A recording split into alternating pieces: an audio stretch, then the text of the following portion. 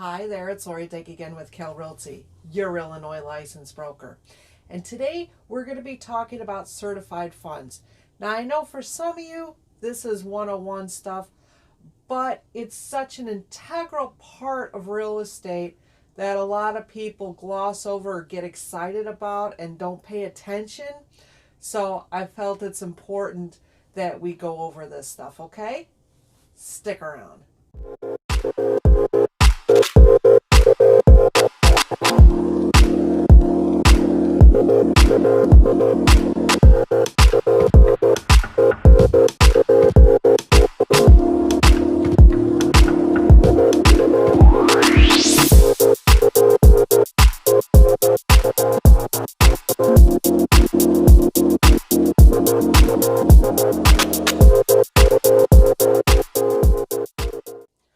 Okay, and we're back.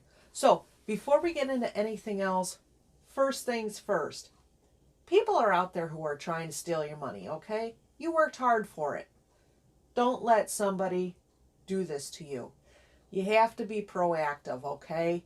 So if you get an email or a text or a phone call from anybody, even if you believe it came from me and it looks legit, take 2 seconds and stop.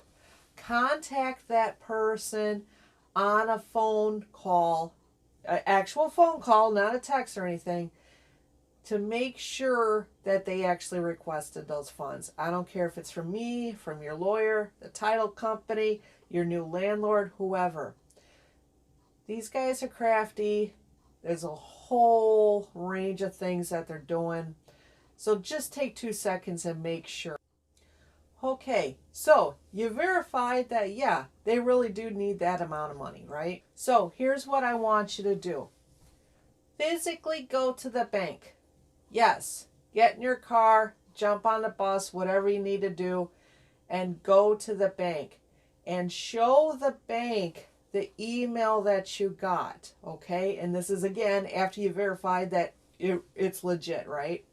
Let them do that for you. Let them type in the number for the wire transfer, or let them print out the cashier's check, showing them the instructions that you got. There's a stop point there, and again, this is referring back to making sure that this is legit. And they're going to look at it and be like, oh, well, did you call them? Oh, yeah. Oh, yeah. No, I talked to Lori myself. Oh, okay. Good. And then they're going to type out the information that you need, either to send out the wire transfer from your account or to get a cashier's check or a money order. So physically go to the bank. Okay, so this part here is actually going to show you how to fill out a check.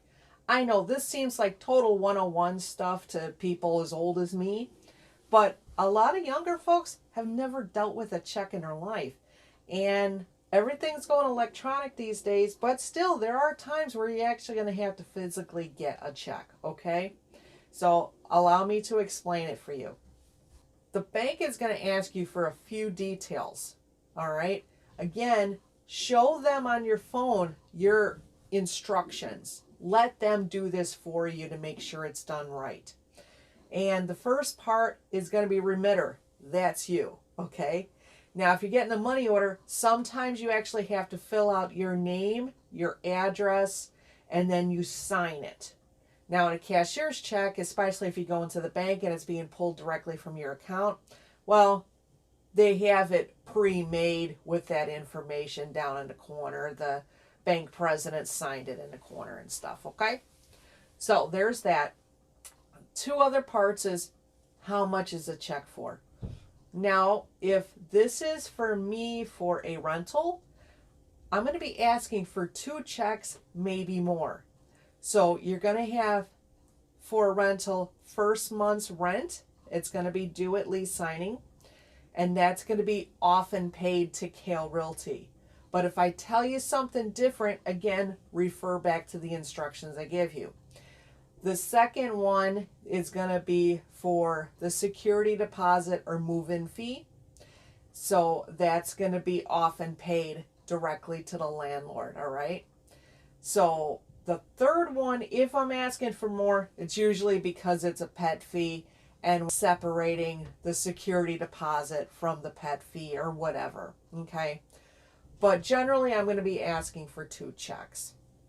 Now, the third one is, again, making sure that it's made payable to the right people. Don't make it payable to me. Payable to Kale Realty. Payable to the landlord, Bob Smith.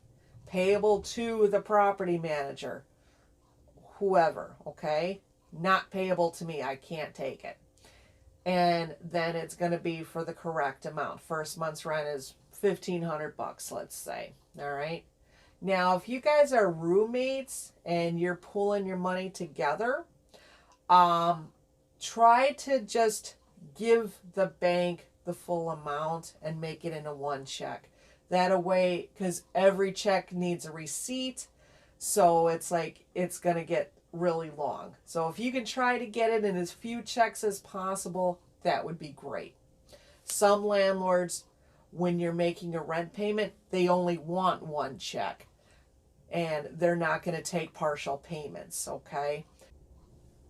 Now, before we go, I did want to make mention about P2P, peer-to-peer, but a lot of people are using that these days, and that would be like the Cash App or the Venmo, or old school is PayPal, of course. Zelle is another one. If you're using any of those services, number one, make sure that the recipient is accepting of them. Number two, make sure you get it right when you're sending this out, just like the wire transfers, because how many bobsmith@yahoo.com exist, right? So make sure that you're typing in the correct phone number or the correct email address when you're making these payments, especially in cases where you're doing like the friends and family payment, you know, because you're trying to save the fee or whatever.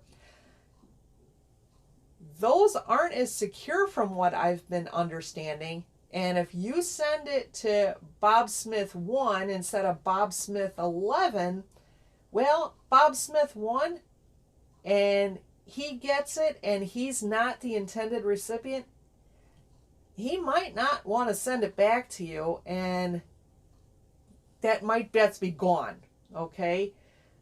It's not as secure when with the friends and family thing, from what I've been understanding. Okay, so I hope that helped you out, son.